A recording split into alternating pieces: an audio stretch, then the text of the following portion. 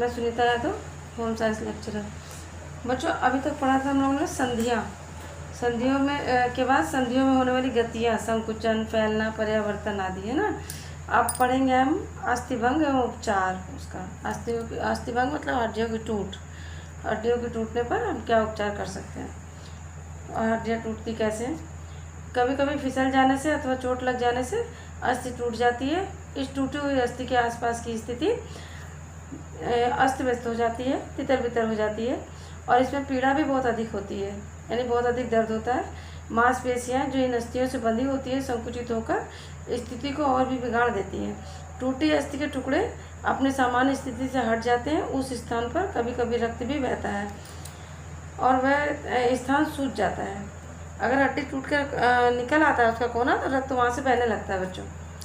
उपचार के लिए प्रभावित अस्थियों को उनके स्थान पर लाकर, जिससे उनके सिरे एक दूसरे के निकट आ जाए, उस पर प्लास्टर चढ़ाया जाता है। चोट के स्थान पर टूटी अस्थियों में नई कोशिकाएं बनती हैं जिनसे वे जुड़ जाती हैं। जब हड्डी के टूटने की आशंका हो तो प्राथमिक चिकित्सा करने के उपरांत तुरंत डॉक्टर के पास जाना चाहिए, अथवा अधिक चोट हो तो एक्सरे कराकर अस्थि की स्थिति की सही जानकारी करके प्लास्टर चढ़वाना चाहिए। अस्थि भंग के अनुसार कुछ निश्चित अवधि के लिए प्लास्टर चढ़ाया जाता है। जैसे आपके अस्थि भंग हुआ हो, कम हुआ है कि ज़्यादा हुआ है, कितना हड्डी ज़्यादा ख़राब स्थिति में है कि कम स्थिति में, उसी के अनुसार प्लास्टर चढ़ाया जाता है कि 15 दिन का रहेगा कि 1 महीने का कि 1.5 महीने का। तो ये हड्डी की टूट की अवधि एक निश्चित अवधि के अनुसार ही प्लास्टर चढ़ाया जाता है। ये अवधि 30 दिन से 45 दिन की भी होती है बच्चों।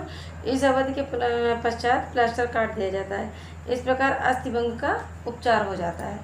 अब बच्चों छोटे छोटे क्वेश्चन, अति लघु के क्वेश्चन जैसे होते हैं, तो अति लघु के क्वेश्चन बोल रहे हैं बच्चों, उसी में आंसर भी आपको हम देंगे। इसको आप अति लघु में अपनी कॉपी पे लिख लीजिए। जैसे खोपड़ी में कुल कितनी अस्थियाँ पाई जाती हैं, तो खोपड़ी में कुल 22 अस्थियाँ पाई जाती हैं, जिसमें से 8 कपाल में और 14 चेहरे में पाई जाती हैं। मेरुदंड में कुल कितनी अस्थियाँ पाई जाती हैं, उनको क्या कहते हैं। मेरुदंड यानी हमारी रीढ़ की हड्डी, इसमें कुल पहले तो 33 अस्थियाँ पाई जाती हैं, परंतु जैसे जैसे बच्चा वयस्क होता जाता है, आदमी वयस्क हो जाता है, तो वयस्क होने में ऊपर की 7 हड्डियाँ आपस में मिलकर एक हो जाती हैं। 2-2 हड्डियाँ मिलकर एक हो जाती हैं, तो इसकी वजह से इनकी संख्या 26 रह जाती है।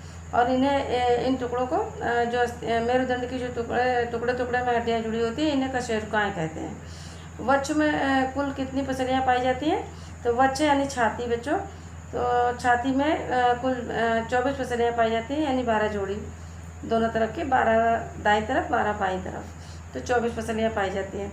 अस्थि संधि से क्या आशय है। अब क्वेश्चन है अस्थि संधि से क्या आशय है।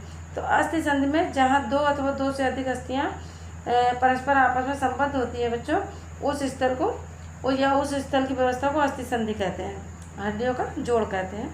किन्हीं 2 संधियों के नाम लिखिए।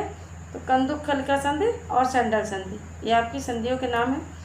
शरीर में मूल रूप से कितने प्रकार की संधियाँ पाई जाती हैं, तो मूल रूप से बच्चों पहले भी हमने बताया कि 2 प्रकार की संधियाँ पाई जाती हैं, तो चल संधि और अचल संधि। चल संधि और अचल संधि। अब अगला क्वेश्चन है बच्चों, कंकाल तंत्र अथवा अस्थि संस्थान से क्या आशय है।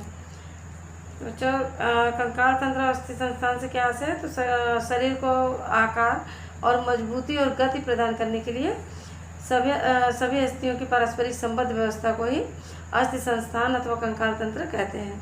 अस्थियों की रचना किस प्रकार की होती है। अस्थियां बाहर से कठोर परंतु अंदर से खोखली होती हैं। कठोर यानी कड़ी होती हैं, बाहर से कठोर कड़ी परंतु अंदर से खोखली होती हैं।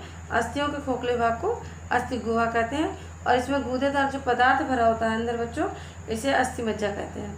मानव शरीर में लंबी अस्थियाँ किन किन अंगों में पाई जाती हैं, तो मानव शरीर में बच्चों लंबी अस्थियाँ बाहों और टांगों में पाई जाती हैं।